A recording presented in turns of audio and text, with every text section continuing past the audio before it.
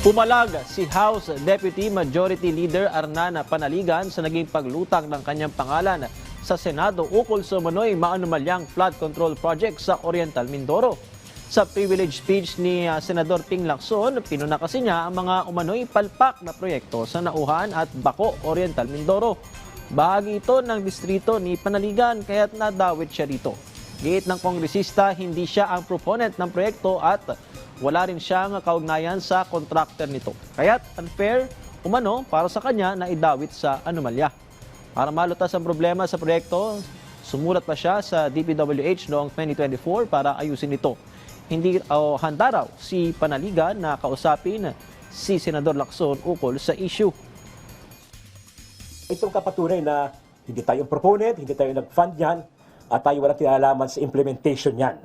No? Kaya nga ako ang sumulat July 2024 pa yan kasi noong July 24 may nasira na rin. Then itong habagat noong July ay nadagdagan ang sira. I'm willing to explain sa kanya, I'm willing to sit down sa kanya para ipaliwanag itong side natin. Maybe I can also deliver my own privilege speech here to clear things up. Sa tingin ko naman ay parang unfair na tayo ay matakanag ka doon na hindi naman tayo ang naglagay ng proyektong yan, hindi tayo nag-prioritize, kundi dumating na sa atin yan.